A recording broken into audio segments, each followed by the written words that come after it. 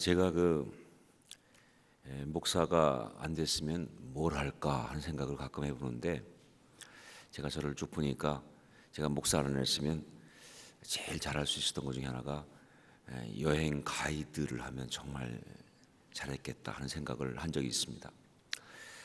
왜냐하면 여행 가이드 할 때 그렇게 행복할 수가 없어요.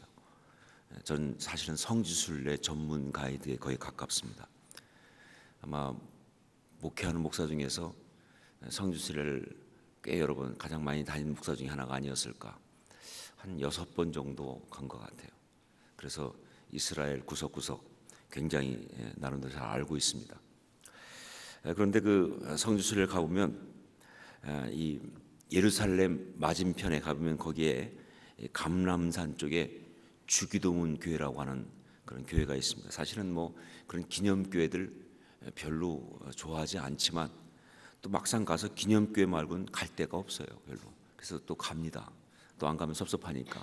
주기도문 교회도 그래서 가는데, 사실은 그러면서 저는 굉장히 거기 가는 걸 좋아하는 게, 거기 가면 또 좀 의미가 있는 게 있어요.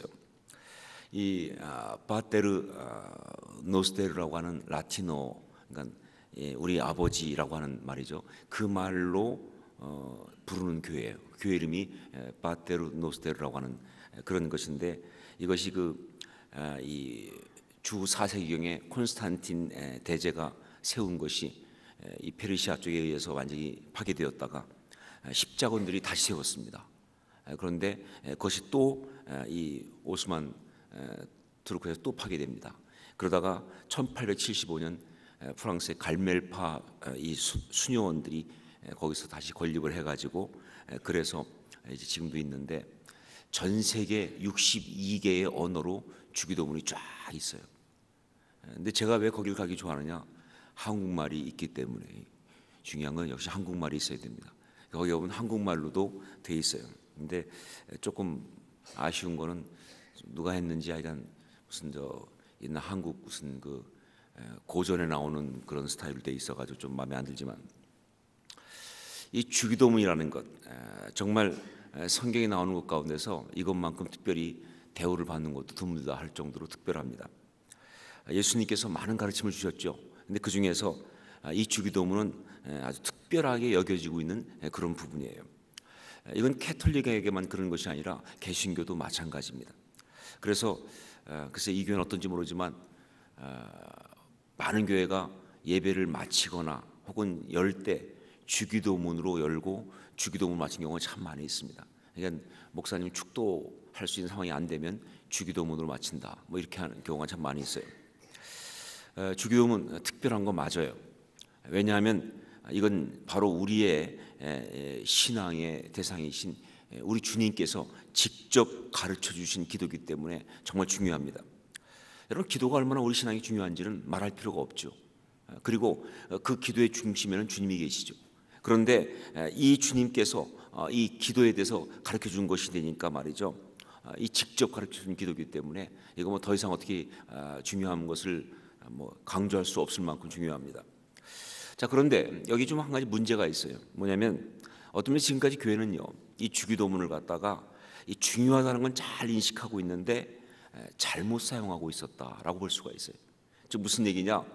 이 주기도문이 주님이 가르쳐 준 기도이기 때문에 중요하다고 하면서 어떤 개념으로 어프로치했냐면, 그러니까 주님께서 주신 기도문이다라고 이해하는 것입니다. 주님이 주신 기도문, 그 기도문을 우리가 잘 외워서 반복하는 것, 이게 기도문 아니겠어요, 그렇죠? 그렇게 생각한 것이 굉장히 많다는 것이죠. 캐톨릭에 보면 참 많은 기도문이 있습니다. 또 유대교나 이슬람교에도 굉장히 많은 기도문들이 있어요. 절기에 연관된 기도문이 있고, 또 상황에 연결된 기도문이 있고, 어떤 성인이 가르쳐준 기도문이 있고, 뭐 어떤 영적 리더 가르쳐준 기도문이 있고. 그런데 정말 캐톨릭에서는 주기도문을 그 중에 하나로 봐요. 주님이 가르쳐준 기도문으로. 그걸 갖다가 개신교는요, 종교 개혁을 했다고 하면서 캐톨릭의 많은 의존적인 것, 잘못된 것을 다 갱신한, 개혁한 것이 개신교인데, 이상하게 기도문만큼은, 주기도문만큼은 그냥 물려받은 것 같아요. 그래서 말씀드린 건 주기도문으로 열고 주기도문으로 닫고 주기도문을 암송하고 그게 주기도문이라고 생각하는 개념이 지금도 있다는 것이죠. 여러분, 예수님은 절대로 기도문 주신 거 아니에요. 주님께서 이 기도문을 가지고 반복하라, 외워라 하는 의미로 준 것이 아니라는 거예요. 9절 말씀을 보시면 어떻게 시작되고 있습니까? 그러므로 뭐예요? 너희는 이렇게 기도하라, 이렇게 시작되고 있어요. 그러므로 너희는 이렇게 기도하라. 이게 무슨 얘기입니까?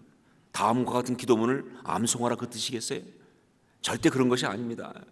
그 다음에 나오는 기도문을 주문처럼 외우라는 것이 아니라 바로 기도의 방법, 그러니까 어떻게 기도할 것인지를 가르쳐 주신 것이지, 절대로 이것이 어떤 그런 기도문을 반복하라는 그런 의미에서 쓰신 말씀이 아니라는 것이죠.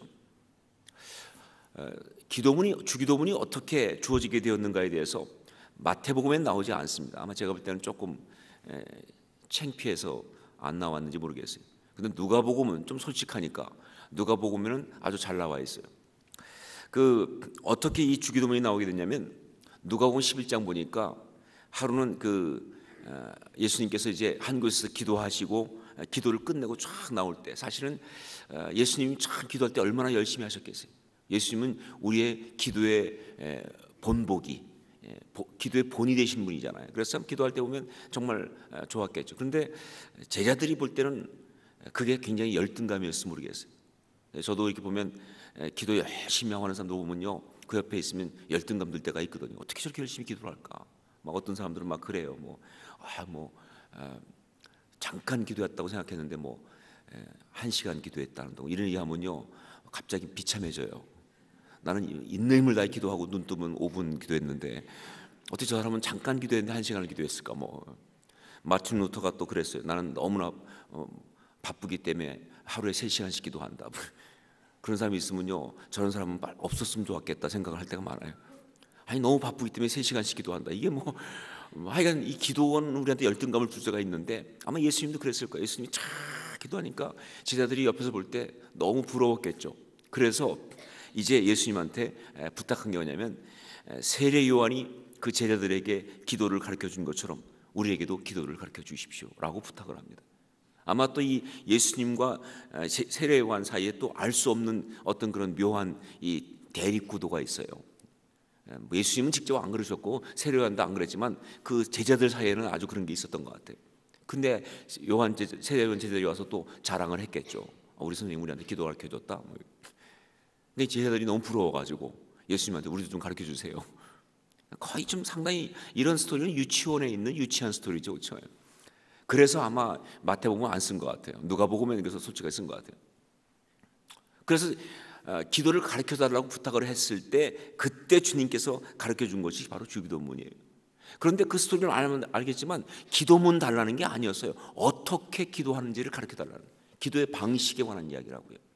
그러니까 이 주기도문은요, 정말 어떤 그런 이 기도문이 아니라 너희가 정말 아름답게 신앙생활을 하기 위해서는 어떤 식으로 기도해야 되는가, 기도의 어떤 중요성, 가르침, 지침, 이렇게 보는 것이 정확한 거예요.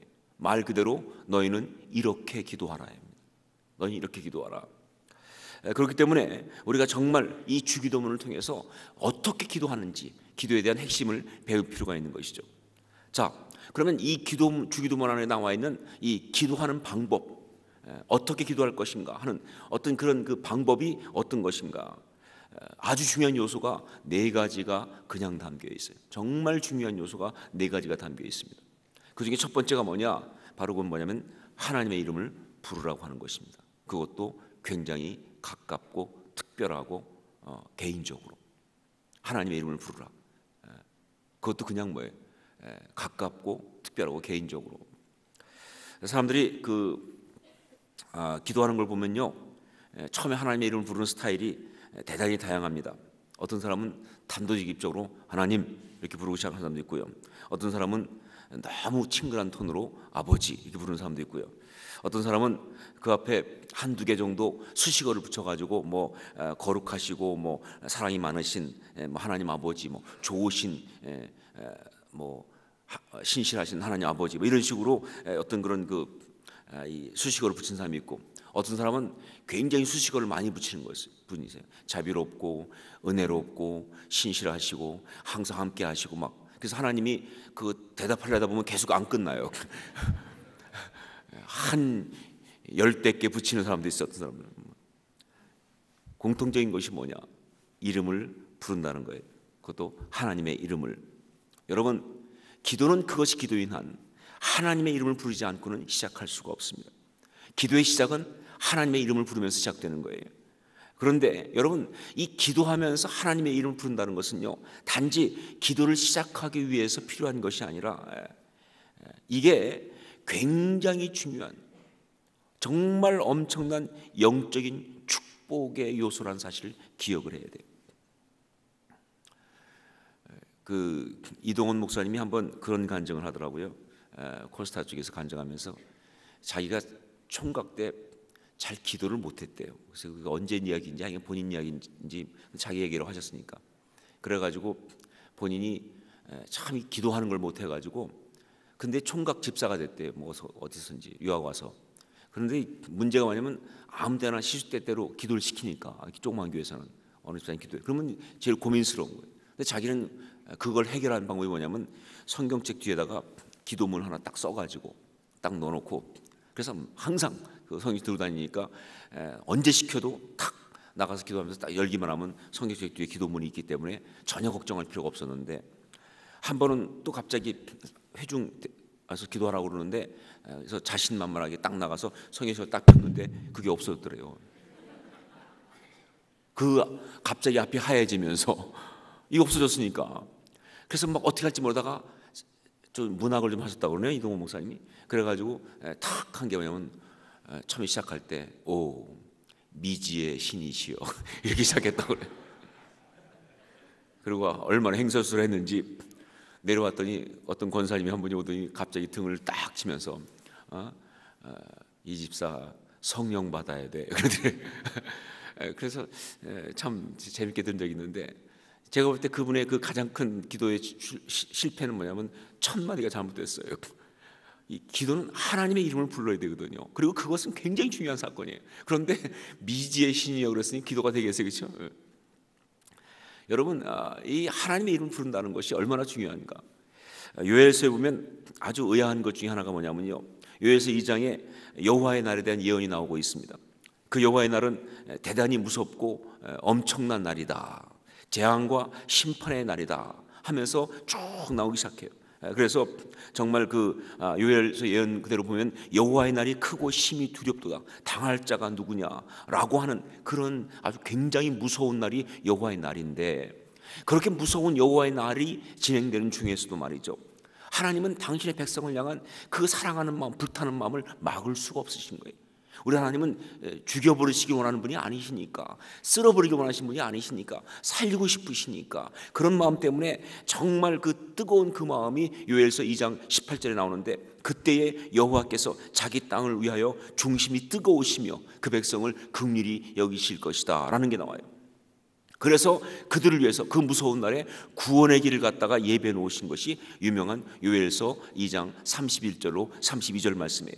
여호와의 크고 두려운 날이 이르기 전에 해가 어두워지고 달이 핏빛같이 변하려니와 누구든지 여호와의 이름을 부르는 자는 구원을 얻으리니 이는 나 여호와의 말대로 시온산과 예루살렘에서 피할 자가 있을 것이며 남은 자 중에 나 여호와의 부름을 받을 자가 있을 것임이라. 그런데 여기서 제가 의아했던 게 뭐냐면요, 그 엄청나고 무서운 날에 그 백성을 구원하기 원하는 하나님의 그 중심이 뜨거우신 말씀을 가지고 펼쳐놓은 구원의 어떤 그 방법이 딱 한 가지라는 거예요. 누구든지 여호와의 이름을 부르는 것. 다른 거 아무것도 필요 없고 여호와의 이름을 부르기만 하면 구원을 얻는다 하는 거예요. 조건 없이. 이게 상당히 의아한 거예요. 그런데 더 놀라운 것은 이게 그냥 절대로 해본 문학적 표현이 아니라 정말 중요한 영적인 실천적인 어떤 말씀이라는 거예요. 그래서 신약에 그대로 인용하고 있어요. 신약에 보면 사도행전 2장 21절 말씀에 누구든지 주의 이름을 부르는 자는 구원을 얻으리라 하였느니라. 요엘서를 그냥 인용한 것이 나오고요. 사도행전 성령 강림 이후의 사건 때 그 다음에 이것도 그냥 인용한 거로 간다면 로마서에 가보면 바울 사도가 로마서 10장 13절 15절에 누구든지 주의 이름을 부르는 자는 구원을 얻으리라. 그런즉 저희가 믿지 아니하는 이를 어찌 부르리요? 듣지도 못한 이를 어찌 믿으리요? 전파하는 자가 없이 어찌 들으리요? 보내심을 받지 아니하였으면 어찌 전파리요? 기록된 바 아름답도다 좋은 소식을 전하는 자들의 발휘함과 같으니라. 전도에 관한 얘기를 하는 것 같지만 이 말씀을 쭉 보면요, 가장 중요한 포인트가 뭐냐, 어떤 심령이든지 하나님의 이름을 부를 수만 있다면 그럼 됐다는 거예요. 그 일을 위해서 결국은 뭐예요? 정말 이 누군가 가서 알려줘야 한다는 거예요. 어떻게 하도록? 하나님의 이름을 부를 수 있도록. 이런 논리예요. 하나님의 이름을 부른다는 것이 말이죠, 이게 구원받기 위한 아주 절대적인 유일한 조건인 것처럼 성경은 이야기하고 있고요, 그건 사실이에요. 정말 그럴까? 하나님의 이름을 부른다는 게 이렇게 대단한 것일까? 주기도문은 분명히 그걸 이야기해 주고 있어요. 하나님의 이름을 부르라고. 근데 이게 정말 대단한 것일까? 의아스러울지 모르겠어요. 근데 여러분, 맞습니다. 대단한 것입니다. 왜냐하면요, 제가 성경을 묵상하면서 답을 얻었는데, 왜 그러냐면 우리가 부르는 그 이름이 바로 어떤 그냥 개념만 있는 것이 아니라, 혹은 어떤 그런 죽어 있는 것이 아니라 지금도 살아서 역사하시는 전능하신 우리 하나님의 이름이기 때문에 이게 의미가 있는 거예요. 여러분이 어느 날 혹시 저를 불렀다고 하십시다.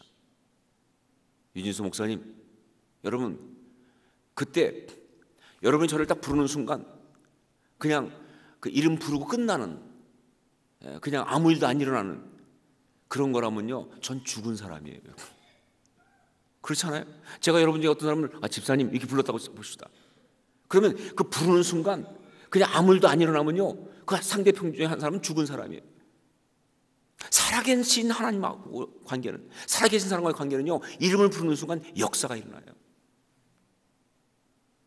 이게 이름이에요. 여러분, 이름을 부르지 않으면요, 이름을 부르지 않으면 그냥 스쳐 지나갈 관계도 부르는 순간 만나는 거예요. 드라마 같은 데 보면 그런 게 참 많이 나와. 이렇게 가끔 이렇게 중요한 사람 만날 때, 드라마는 가끔 그러잖아요. 이렇게 막 만날 듯 못 만나고 또 막 이러고 사람 애간장을 태우잖아요. 그러다가 어느 순간에 한 번 또 싹 지나간다고요. 그때 꼭 슬로비드로 지나가더라고요. 지나가요.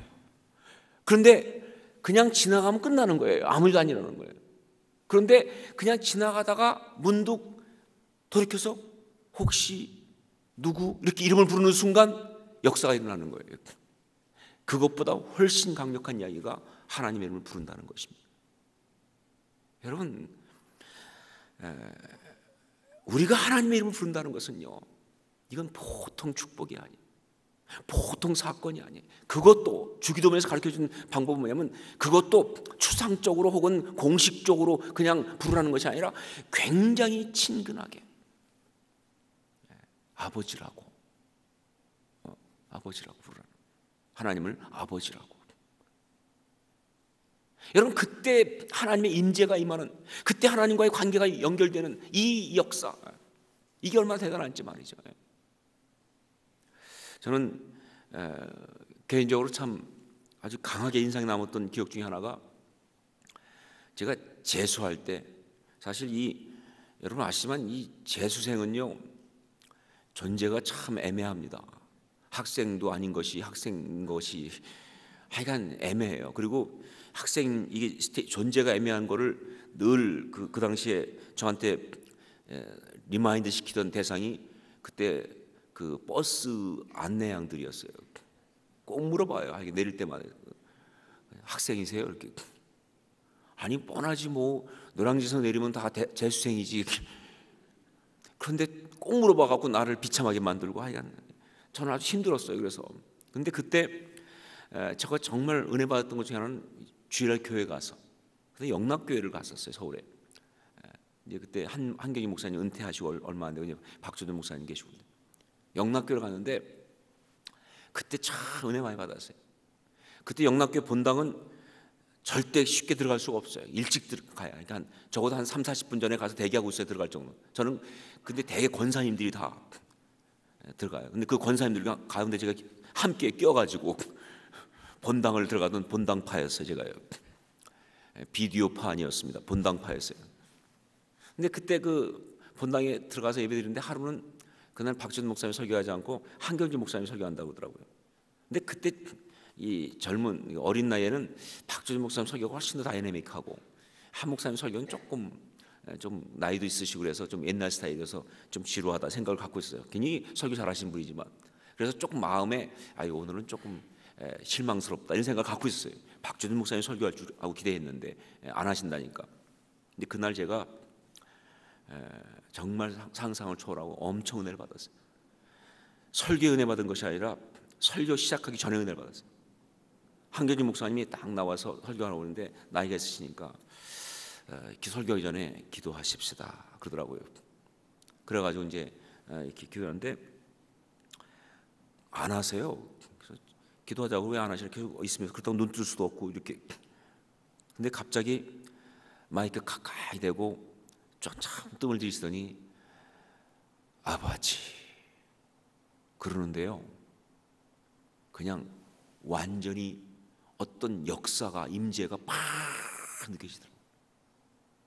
자기 온 인생을 걸고 자기가 정말 유학 중에 폐병 걸려서 한 폐를 잘라내고 쓰러질 때 그때부터 아니 그 이전부터 머슴의 아들로 태어나서 늦게 태어나고 그러면서 정말 사는 그 모든 시간들 다 포함된 바로 그분을 부르고 있더라고요. 아버지. 저는요 그때 알았어요. 아버지보다 아버지가 위대하다는 사실을.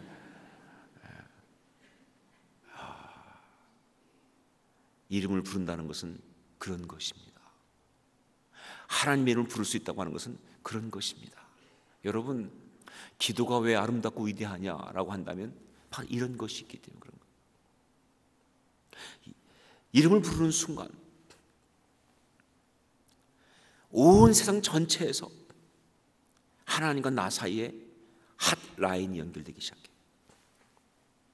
이름을 부르는 순간 정말 모든 것을 제외한 그냥 익스클루시브한 관계가 시작됩니다. 하나님과 나. 사실은 캐톨릭이 잘못한 것 중에 아주 많은 것 중에 하나가 뭐냐면요, 이 하이어라키를 두면서 그래서 뭐 평신도 위에 신부를 두고 막 그랬잖아요. 사실 평신도란 말은 캐톨릭에서 나온 말이에요. 레이맨. 이게 어떻게 우리 이 개신교에서는 평신도란 말이 있을 수가 없는 거예요, 사실은. 왜냐하면 우린 만인 제사장소로 아닙니까? 무슨 평신도가 있어요. 그런데 캐톨릭이 잘못돼가지고 하이어라키를 둬서 이 사람들 위에 신부를 둔 거예요. 그러므로 인해서 모든 사람들이 직접 하나님을 부를 수 없게끔 만들어 놨어요. 개념적으로. 이거 잘못된 거예요. 아니요, 그렇지 않습니다.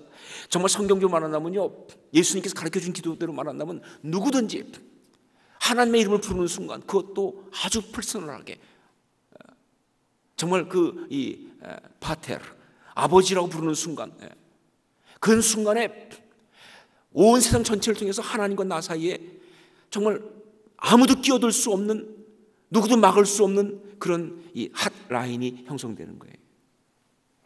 이게 기도입니다. 하나님의 이름을 부른다는 것. 여러분 이 사실 기억하세요. 여러분 이 축복을 누리셔야 합니다. 기도는 사실 아무것도 안 해도 이것만 가지고도 이미 벌써 엄청난 축복이 일어난 거예요. 하나님과 나 사이에 핫라인이 시작됐다는 거예요.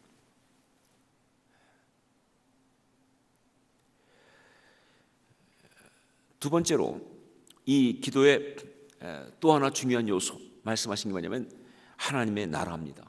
하나님의 나라를 초청하라는 것이죠. 10절 말씀 보면 10절 말씀을 한번 같이 읽겠습니다. 나라가 임하시오며 뜻이 하늘에서 이룬 것 같이 땅에서도 이루어지이다. 하나님 나라를 초청한다는 것, 이게 기도예요. 여러분 정말 어디에서 우리가 기도하든 간에 기도하는 순간 그의 기도는 하나님의 나라를 초청하고 있는 것입니다. 하나님의 나라가 뭐냐? 하나님의 다스리시는 곳이에요. 하나님의 통치, 하나님의 역사입니다. 하나님의 뜻이 이루어지는 곳이에요. 그게 하나님의 나라입니다. 우리는요, 세상의 나라 가운데 살고 있어요. 그 세상의 나라에 살아가면서 세상의 나라가 돌아가는 그 모든 질서 때문에, 그 모든 상황들 때문에 때때로 고통받고 어렵고 힘들고 망가지고 타락하고 살아간다, 그 말이에요. 여러분, 정말 그 모든 세상 나라를 이길 수 있는 어떤 정말 중요한 방법이 뭐냐? 하나님의 나라가 그 대답이에요. 뭐 어떤 어거스틴의 무슨 이 두 나라 컨셉을 쓰지 않더라도 말이죠, 분명한 건 뭐냐? 세상 나라와 하나님 나라는 다른 나라예요. 성도는 어떤 사람이냐? 하나님의 나라를 살아가는 사람이 성도예요. 하나님의 나라가 우리 삶에 대답을 준다는 것이죠, 그렇죠? 그게 파워예요. 정말 전 이 주기도에 나오는 이 킹 제임스 버전대로 말하면 Thy kingdom come, 나라가 임하옵시며, 이게 너무너무 중요하다고. 이 기도문 하나가 결국은 이 전체를 갖다가, 우리 삶 전체를 갖다가 바꾸는 어떤 그런 역사를 일으키는 그런 부름이기 때문에 Thy kingdom come, 나라가 임하옵시며. 여러분, 기도가 그런 것입니다. 기도가 그런 역사가 있어요. 그러니까 만약에 어떤 한 사람이 가정을 놓고서 하나님 앞에 기도하기 시작하면요, 그 순간 그 가정 가운데 하나님 나라가 임하는 거예요. 개인이 자기 문제를 가지고 하나님 앞에 기도하면서 기도하기 시작하면요, 그 순간 자기 심령 속에 하나님 나라가 임하는 거예요.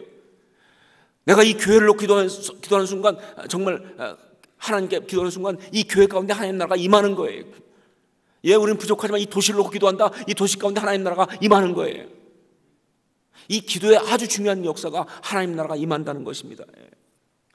정말 그래서 그 나라를 초청하고 그 나라가 우리 삶 가운데 임해서 역사하도록 하는 그 중요한 것이 기도예요. 얼마나 파워풀한지.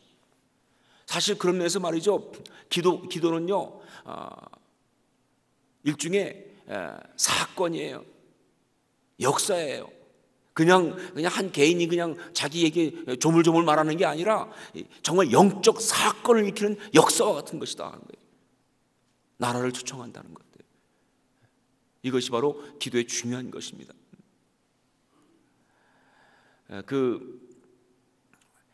저는 그 찬송 가사 중에서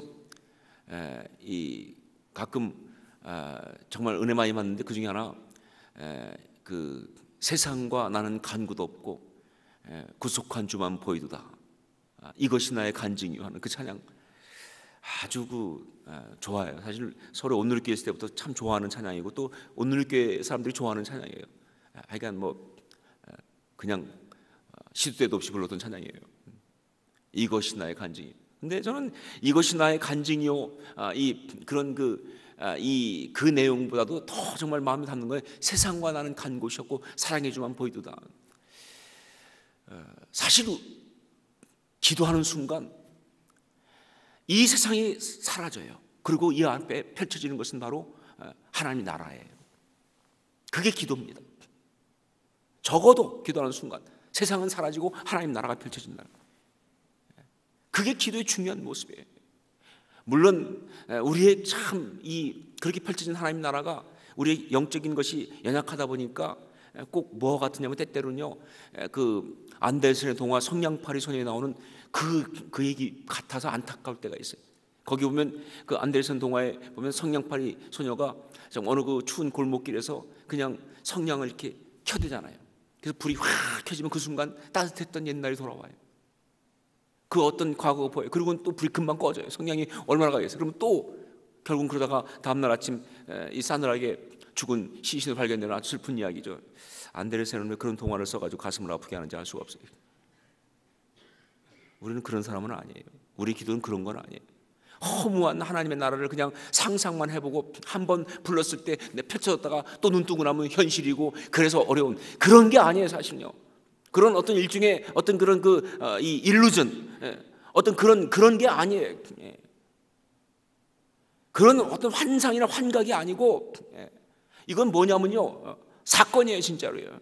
우리가 기도하는 순간 하나님 나라가 임한 거예요. 우리는 정말 연약하기 때문에 꼭 성령 파리소녀 그것처럼 임했다가도 우리가 눈만 뜨면 사라진 것처럼 느끼지만 사라지지 않습니다. 그래서 항상 기도하고 기도 가운데 나아가고 호흡하고 아침과 점심과 저녁으로 기도하고 다니엘처럼 손들고 기도하고, 이게 왜 중요하냐 말이죠. 하나님 나라가 계속 내 속에 역사하는 이 어떤 이야기를 이어가기 때문에 중요한 거예요. 그럼 사건이 됩니다. 여러분, 본인의 이 중요성을 잊지 마세요. 기도할 수 있다는 사실 앞에.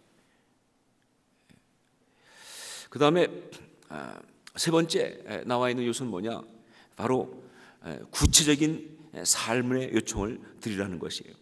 구체적인 삶의 요청을 드리라. 11절 말씀 보니까 오늘날 우리에게 일용할 양식을 주옵시고, 어떤 분은 이것 때문에 굉장히 아쉬워하는 부분이 많다고요. 예수님이 쓰시는 김에 좀 더 쓰시지, 일용할 양식을 구하라고 기도를 하죠. 그러지 말고 1년치 먹을 거 정도, 아니면 한 10년치라든가 말이죠. 그러지 뭐 일용할 양식을 째째하게 말이죠. 여러분, 예수님이 이렇게 말씀하실 때 이 내용은 뭐냐면요, 너의 삶의 가장 구체적인 이야기를 하나님께 아뢰라는 것입니다. 그게 기도라는 거예요. 여러분, 기도는 추상적 작업이 아닙니다. 기도는 무슨 명상이 아니에요. 기도는 그냥 어떤 그런 마음 수양, 그거 아니에요. 그냥 기도함으로써 내 마음을 좀 달래보고 하는 어떤 그런 심리적인 것 아닙니다. 기도는요, 살아계신 나의 하나님 아버지 앞에 나의 삶의 문제를 가지고 나가서 아뢰고 요청하고 응답받는 게 기도예요. 물론 우리가 참 기도하면서 때때로 많이 응답받지 못한 것처럼 느끼기 때문에 기도하면 응답받는다는 이 사실 앞에 우리는 주저하기 시작합니다. 그래서 정말 신앙생활 꽤 오래 한 사람 중에서도 그런 말을 해요. 기도한다고 다 들어주시는 거 아니다. 기도한다고 되겠는가. 그리고요, 사실 저는 참 기도하고 많은 걸 응답받았지만, 그러나 응답받지 못한 것도 제 생각에 있기 때문에, 제 생각으로만 볼 때는, 그러다 보니까 지금도 사실 어떤 순간 기도하기 시작하는 순간에 어떤 때는 그래요. 안 될 것 같은 확신이 들 때가 있어요. 기도는 하지만 아마 이거 안 들어주실 거야. 그리고 상당히 많은 경우 저희 확신이 맞아요. 역시 요원도 안 들어주셨다. 근데 그렇지 않아요. 그거는 내 방식대로 구한 것에 대한 하나님의 응답일 뿐입니다. 사실 우리는 몰라요. 정말 이해 못해요. 어떤 때는 정말 하나님 앞에서 그래서 하소연할 때가 많아요. 하나님, 저 이해 못해요. 이해 안 됩니다. 왜 이러시는지. 그러나 신앙은 뭐냐, 그 순간도 알아야 돼요. 내가 틀리고 하나님 맞다는 사실을. 나는 여기밖에 못 보니까, 하나님 더 크게 보시니까, 난 다음 순간 다가올 일도 모르니까, 하나님이 더 모든 걸 아시니까. 여러분, 그러나 분명한 건 뭐냐, 하나님은요 우리의 가장 구체적인 것에 응답하신 하나님이시라는 사실이에요. 이건 분명한 것입니다. 마태복음 7장에, 마태복음 5장부터 7장까지가 산상수훈 아닙니까? 예수님의 제자도 이야기고 가장 주옥 같은 말씀이죠. 근데 6장에 주기도문이 나오고요, 7장에 가면 기도에 대해서 한 번 더 가르치게 나옵니다. 근데 그때 가르치면서 뭐라고 말씀하시느냐, 구하라 주실 것이요, 찾으라 찾을 것이요, 문을 두드리라 열릴 것이니.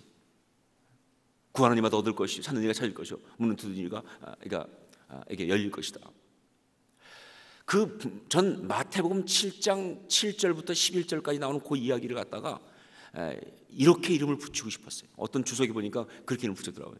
The Bill of Right, 권리 장전이다 일종의. 그야말로 기도의 Bill of Right이에요. 어떤 권리를 주장하는, 말하는 어떤 그런 이 장전과 같아요. 거기서 뭐냐, 네가 하는 기도에 대해서 너는 이런 권리를 갖고 있다는 거예요. 구하기만 하면, 찾기만 하면, 두드리기만 하면 찾고 얻을 수 있다는 이 이야기, 역사. 정말 아주 반복적으로 말합니다. 예외가 없어요. 구하라, 그럼 주신다는 거예요. 찾으라, 찾을 것이라는 거예요. 문을 두드리라, 열릴 것이라는 거예요. 이게 하나님 말씀이에요. 무엇이든지 응답된다는 것이죠. 그런데 사실 거기까지만 있으면 이 인생은 심플하죠. 그래서 우리 예수 믿으면 정말 쉽죠. 그냥 구하기만 하면 다 받고 찾기만 찾고. 근데 그 다음에 문제예요. 이 7장 7절부터 8절은 그렇게 하는데 9절부터 11절까지가 조금 다음 얘기 또 나와요. 근데 뭐라고 나오냐면 너희 중에 누가 자녀가 이 생선을 달라고 하는데 뱀을 주며 떡을 달면 돌을 주며 이렇게 쭉 말씀 나오면서 하늘에 계신 하나님 아버지께서 너에게 가장 좋은 것으로 주시지 않겠느냐는 얘기가 그 다음에 덧붙이는 게 이게 조금 문제가 있어요. 제 생각에는 그냥 주시면 될 것을 갖다가 이게 붙어가지고 아쉬울 때가 많아요. 무슨 얘기냐? 전반부는 구하기만 하면 주신다는 거예요. 넌 기도하면 반드시 응답받는다는 것입니다. 그대로. 그런데 후반부는 뭐냐? 그런데 하나님은 네가 구하는 대로 주는 것이 아니라 가장 좋은 것으로 주신다는 거예요. 그래서 우리가 상당히 많이 구했음에도 불구하고 못 받은 것 같은 그런 일들이 우리 가운데 있다는 것이죠. 어떤 때는 그래서 참 섭섭할 때가 있어요. 그냥 예수님 7장 7절부터 8절까지만 하시지 왜 9절 이하를 말씀하셔가지고. 근데 아니요, 사실은 예수님이 맞습니다. 우리가 원하는 대로 다 주님 주시다 보면요 인생 세상 진짜 엉망진창 될 거예요. 톨스토이가 쓴 그 이야기 중에 이 죽은 나무에 꽃이 필 때 나오는 이야기처럼 네가 만약 하나님이었다면 하고 싶은 대로 다 한다면 넌 5분 안에 세상의 절반을 죽일 것이다. 그래서 그러니까 내 생각은 이거는 말이 안 돼 이렇게 돼야 되라고 하는 것도 내 좁은 시야일 뿐이지 결코 나한테 이로운 게 아닌 거예요. 그렇죠? 어떤 때는 그렇게 응답이 안 되는 이야기도 지금 내 생각 볼 때는 하나님께서 왜 이렇게 응답 안 하시지 막 이럴 때 보면요 이해가 안 되지만 그런 나중에 보면 진짜 기가 막히게 응답할 때가 너무 많으신 거예요. 물론 그것도 내가 깨달았을 때까지 이야기지 그보다 더 긴 것도 많으니까 내가 모르는 것도 있어요. 사실은 제가 1996년도에 그 미국에 왔어요. 와가지고 이제 교회를 시작하게 됐어요. 사실은 교회 안 하려고 했는데 어떻게 하다 보니까 몇몇 분들이 와서 교회를 하자고 그래서 거절할 수가 없어 시작된 교회예요. 저는 두란노 소원에서 일하러 왔기 때문에 교회 하려고 하지 않았고요. 또 교회 하지 말라고 하는 지침까지 있었어요 저한테. 그런데 몇몇 분들이 와가지고 이 교회 저 교회에서 막 상처받고 온 분들이 와서 정말 좋은 교회를 해보자 하면서 교회 해달라고 막 부탁을 했어요. 그 사람들 데리고 저한테 중매스러워 와가지고 부탁까지 한 분이 윤영주 장로님이. 그 양 때문에 제가 그래서 그 윤영주 장로님이 지금도 저희 교회에 대해 굉장히 자부심이 있어요. 본인이 소개했다고 생각해서. 근데 사실은 윤영주 장로님이 주제 넘은 일을 하신 거예요. 원래는 안 하기로 했었거든요. 하영재 목사님하고도 교회 안 하기로 했는데 와가지고 이제 그래서 교회를 시작했는데 한 6주 정도 했는데 교인이 한 30, 한 몇 명 정도 불어났어요. 한 10명 남짓 시작해가지고 한 6주 만에 한 30명 넘었어요. 그래서 정말 하고 있는데 그때 제 스테이터스가 그냥 방문 상태였어요. 그래서 비자를 바꾸러 한국에 나가면서 그랬어요. 여러분 한 주일만 기다리시면 옵니다. 걱정하지 마십시오. 또 변호사가 그렇게 말했으니까. 그리고 나가가지고 못 들어오는 거예요 지금. 이게 뭐 계속 이 비자가 안 돼가지고 한국에서 못 들어오는. 그러니까 교회는 시작해놓고 그리고는 나가서 못 들어오니 이게 되겠어요. 얼마나 힘든지. 그래서 막 저녁에 기도하고 하나님 앞에 막 간구하고 하나님 정말 가야 합니다. 하나님 뭘 잘 모르시는 모양인데 이 교회라는 게 한번 시작되고 나면요 이게 몇 주만 빠져도 이게 문제가 심각해지는데 지금 더구나 담임 목사처럼 된 게 저밖에 없는데 이 시작해가지고 6주 만에 와가지고 이렇게 못 들어가면 이 교회 안 됩니다. 그러니까 좀 제발 비자를 좀 달라고. 뭐 사실 안 나올 비자가 아니라 다 나오게 된 비자인데 이게 서류가 잘못되면서 이상하게 되면서 그냥 안 되는 거예요. 대사관이 뭐 무슨 컴퓨터가 다운되고 이래가면서 이게 한 주, 2주 가는데 막 이해할 수가 없더라고요. 하여간 그때 출애굽기 그 생명의 섬 큐티라고 있었는데 정말 큐티하다 보면 그래 홍해가 갈라지면 나오겠지. 홍해가 갈라지는데 안 나와. 그래 무슨 영적 아말렉과 영적 전쟁하면 하겠지. 그것도 안 나와. 신에서 올라가면 나올 거. 그래도 안 나와. 아주 막 2달을 가기 시작해. 뭐 교인들은 우리 더 이상 못 기다려요. 뭐 교인들이 흔들립니다. 막 계속 메시지는 오지 말이죠. 저는 어떻게 할 줄 모르고 막 정말 이해할 수가 없었어요. 분명히 구하는 대로 주신다는 하나님이신데 왜 이러신지 이해할 수 없어요. 뭐 어려운 거 부탁하는 것도 아니잖아요. 그냥 비자 도장만 한번 찍어주면 되고 누구나 다 받는 도장인데 왜 나는 안 되는지 말이야 알 수가 없는 거예요. 그래가지고 2달 만에 제가 하나님 앞에서 하나님 제발 좀 도와주세요. 전 너무 힘듭니다. 하나님 하여간 번외만 주시면 제가 가서 정말 생명 걸고 목회하겠습니다. 제발 하나님 번외만 주십시오. 어떻게 가든지. 막 진짜 눈물로 하나님께 간구하고 매달렸어요. 근데 그 다음 날 갑자기 대사관 연락이 왔어요. 비자 가져가라고. 지금도 모르겠어요. 컴퓨터 때문에 잊어버렸다는 서류가 어떻게 돌아서 찍혔는지 알 수 없지만 하여간 비자가 나왔다 가져가라고. 근데 하도 오래 기다려가지고 감동도 없어요. 감동도. 지쳐가지고. 근데 저는 알았어요. 나중에. 그게 왜 그랬는지를. 사실 제가 목회하면서 제가 하려고 한 교회가 아니에요. 저는 두란노 소원 사역하러 같이 교회를 간 게 아니었으니까. 또 교회 하지 말라는 지침까지 있었고요. 그런데 그분들이 하자고 그래서 했기 때문에 저도 모르게 어떤 얘기가 있었냐면 항상 교인들한테 내가 하자고 한 교회 아닙니다. 당신들이 하자고 한 교회입니다. 그래서 제가 또 그렇게 많이 얘기했다고 그래요. 얘기를 사람들한테 나는 언제든지 떠날 수 있다. 내가 하자고 한 교회가 아니니까. 저는 나름대로 좀 쿨하게 목회해보겠다고 얘기하는데 그런 말을 할 때마다 성도들은 굉장히 불안한 거예요. 일종의 좀 말할 수 없는 협박인 거예요. 저 목사가 언제 우리를 버리고 떠날지도 모르겠다. 근데 하나님 보실 때 그 마음이 있는 이상 목회 안 됩니다. 생각해 보세요. 아니 난 언제든지 그만둘, 내가 하고 싶어서 한 거 아니다. 난 언제든지 그만둘 수 있다. 이런 마음 갖고 있으면서 목회가 되겠어요. 목회하다 보면 별별 더럽고 치사한 게 얼마나 많은데 그때마다 그래 나 안 할 거야 이러고 뛰쳐나가면요 교회는 그냥 끝나는 거예요. 하나님은 그 마음 사라질 때까지 기다리셨던 것 같아요. 그래서 제가 완전히 손 들고 하나님 번외만 주시면 생명 걸고 하겠습니다는 말을 나올 때까지 기다리신 거예요. 응답의 방법이 달라요. 응답의 타이밍이 달라요. 응답하는 역사가 달라요. 초점이 다릅니다. 그리고 하나님 맞으세요. 전 지금도 그 생각만 하면 하나님 맞으시다. 이건 그래도 한 2, 3개월 내에 제가 깨달았으니까 결론이 나온 거지만 그거보다 훨씬 긴 이야기가 많아요. 어떤 건 천국 가봐야 깨달을 것도 많을 거예요. 왜 그러셨는지. 그러나 분명한 거 뭐냐? 하나님 맞으시는 거예요. 하나님은 응답하십니다. 좋으신 하나님이시니까 우리 아버지시니까 주기도문 그 얘기를 하고 있는 거예요. 일용할 양식을 구하라고. 너의 가장 구체적인 필요를 구하라고. 하나님이 응답해 주신다고. 네 번째 요소가 뭐냐? 바로 죄를 이기는 간구예요. 죄를 이기는 간구. 죄를 처리하는 이야기. 12절 13절 말씀을 한번 같이 읽겠습니다. 12절 13절 같이 읽습니다. 우리가 우리에게 죄 지은 자를 사하여 준 것 같이 우리 죄를 사하여 주옵시고 우리를 시험에 들게 하지 마옵시고 다만 악에서 구하시옵소서. 나라와 권세와 영광이 아버지께 영원히 있사옵나이다. 주기도문의 5절 가운데 2절이 바로 죄 문제를 다루는데 할애되어 있어요. 이게 무슨 얘기냐?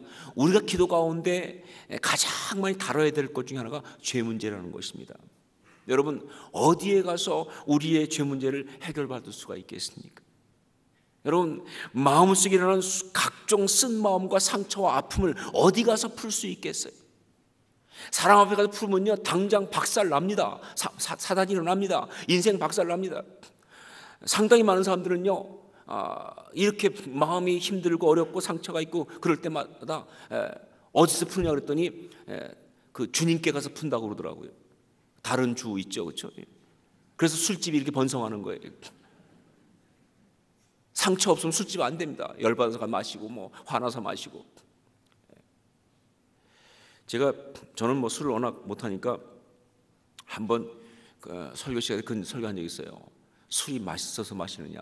사실은 술이 맛있어서가 아니라 마음은 힘들고 어렵고 그런데 열받으니까 그거 풀겠다고 마시는 거 아니냐? 분위기 때문에. 근데 그날 설교 끝나고 이제 인사하는데 과거 전력이 있던 집사님 중에 한 분이 지금도 저에게 열심히 나오시는데 나가면서 서보고 그러더라고요. 목사님 몰라서 그러시는데 술이 진짜 맛있어요 그러더라고요. 그래서 제가 그분을 그 당시 저희 교회 특별 보직을 임명해서 성찬 처리반 당시에 성찬식 끝나고 나면 저희 포도주를 이렇게 딥해서 먹었는데 진짜 포도주였거든요. 이게 끝나면 벌을 어떻게 처리했어요. 그래서 그 성찬식 끝나고 난 성찬 처리반을 따로 만들었어요. 거기에 그분이 아주 리더로 참여하셔가지고 딱 성찬식 끝나고 나면 그걸 들고 따로 가요. 딴방으로 가서 거기서 기도하고 다 이제 마지막 처리를 하시는. 그런데 솔직히 말하면 그래요. 뭐 어떤 사람은 진짜 체질상 그렇게 마시는 사람도 있고 또 실제로 중독돼 가지고 막 그냥 막 먹기만 해도 너무 좋은 순간도 있겠죠. 하지만 아주 많은 사람들이 지금도 술을 마시는 이유는 마음이 힘들어서, 열받아서, 외로우니까, 답답해서, 그리워서 그런 거 아니겠느냐 그 말이에요. 근데 그거 같은 헛된 짓이 없어요. 그건요 결국은 다음날 아침에 머리 아픈 것보다 훨씬 더 많이 마음이 아파요. 그 허무함, 그야말로 성냥팔이 소녀의 성냥보다 더 비참해. 그건요 그런다고 퍼마신다고 해결되냐 그 말이 안 되거든요 사실은요. 여러분, 우리들한테는요 그런 거 비교할 수 없는 진짜 답이 있어요. 주님 앞에 나와서 그 내 모든 마음을 물같이 쏟아놓을 수가 있는 거예요. 외로우면 외롭다고, 힘들면 힘들다고, 분하면 분하다고. 그래서 저는 리차드 폴스트의 기도에 나오는 그 어떤 저주하는 기도 이야기 정말 감동받아요. 그래요. 여러분, 기도할 때 누군가 너무 미우면요 그 미운 마음 가지고 하나님 앞에 나와서 기도하면서 포장하지 마세요. 하나님 용서하게 하옵시고 사랑하게 하옵시고 안 되면서 말이죠. 어떤 때는요 그렇게 기도할 때는요 내 마음속에 응답 안 되기를 원하는 마음이 있어요. 응답되면 안 되는데 내가 진짜 그러다가 진짜 용서하면 어떡하지? 아니요 여러분, 그렇게 기도하면 안 돼요. 정말 기도는 뭐냐면 하나님 앞에서 나 용서 못합니다. 저 인간 박살내주세요. 피눈물 나게 해주세요. 가만두지 마십시오. 정말 시편 136편 나오는 것처럼 그 어린 것들을 반석에 메어치는 자가 복이 있나이다. 그렇게 기도하라는 거예요. 내 마음에 있는 아픈 거 다 쏟아놓고 아쉬움 내게 하고 분한 거. 저 목회하면서 그런 기도 참 많이 했어요. 하나님 앞에 화날 때는요 하나님 난 가만 안 둡니다. 이번에 본때를 보여줍니다. 내가 얼마나 파워풀한지. 어떻게 나를 이렇게 내가 이렇게 열심히 하는데 어떻게 나를 이렇게 오해할 수 있습니까? 난 이번에 손 보겠습니다. 막 그냥 분한 마음. 그런데 여러분, 기도는요 그렇게 상한 마음 가지고 그렇게 쏟아놔도요 항상 마지막 결론이 상함으로 끝나지 않아요. 내가 너 안다. 십자가가 뭐니? 죽는 거 아니냐? 내가 십자가를 졌다. 너는 어떡할래? 그래서 그 마지막에 눈물과 함께 십자가를 나도 지겠다는 고백으로 가면서 이 상처가 수습이 되는 거예요. 죄의 문제를 해결하는 곳이 바로 그게 기도입니다. 그게 어떤 종류의 쓴뿌리든 그게 어떤 종류의 아픔이든 어떤 종류의 상함이든 말이죠. 기도하는데 갖고 나와야 해결되지 다른 데서 해결이 안 돼요. 기도하는 가운데 이것이 응답되고 기도하는 가운데 마음이 바뀌고 말이죠. 기도하는 가운데 확신이 있고 감사가 있고 불안하고 두렵던 마음이 정말 확신으로 바뀌고, 물론 매번 기도할 때마다 한 유닛으로 그렇게만 끝나는 건 아니에요. 우리의 기도가 짧으니까. 아니, 그러나 여러분 정말 우리가 전심을 다해 기도하면 반드시 결론은 가요. 어제 말씀드렸던 것처럼 내면에 관한 기도는 응답받지 못한 적이 없어요. 사실은요. 그건 무조건 응답받습니다. 특히 상함 가지고 주 앞에 나간 거 주님이 그냥 두지 않으세요. 그렇게 하나님 앞에 나아가서 그러면서 정말 이 우리의 마음이 바뀔 수 있는 그것이 기도라는 것이죠. 기도의 네 번째 요소입니다. 여러분, 주님이 말씀하셨습니다. 너희는 이렇게 기도하라고. 우리는 그렇게 기도할 수 있습니다. 이거는 무슨 주님이 우리한테 무슨 의무조항 명령 주신 게 아니라 우리가 받을 수 있는 최고의 축복을 알려주신 것입니다. 기도할 수 있는 것, 우리가 가질 수 있는 최고의 가치, 아름다움을 알려주신 거예요. 그리고 이 세상을 이길 수 있는 노하우, 처방을 알려주신 것입니다. 저는 평생을 기도하면서 보냈던 어떤 권사님의 이야기를 합니다. 정말 20몇 살의 나이에 남편이 돌아가시면서 그 유복자 같은 아들을, 딸이과 그 밑에 아들인데 아들을 낳았고, 그때 예수님 만나가지고 예수님하고 평생을 지낸 사람이에요. 그리고는 마지막에 정말 기도하다가 돌아가셨어요.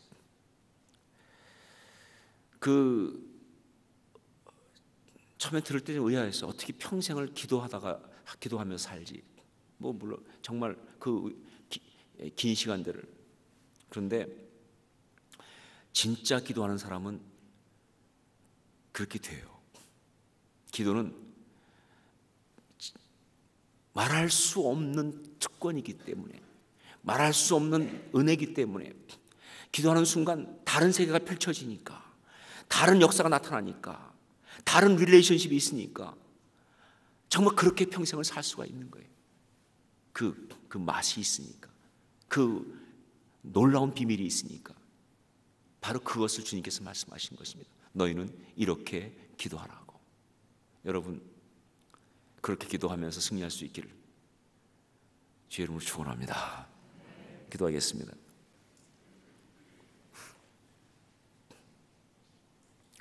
사랑하는 주님, 우리의 기도를 가르쳐 주시면서 너희는 이렇게 기도하라 하셨으니 정말 감사합니다. 우리가 정말 그 기도를 드릴 수 있게 하여 주시옵소서.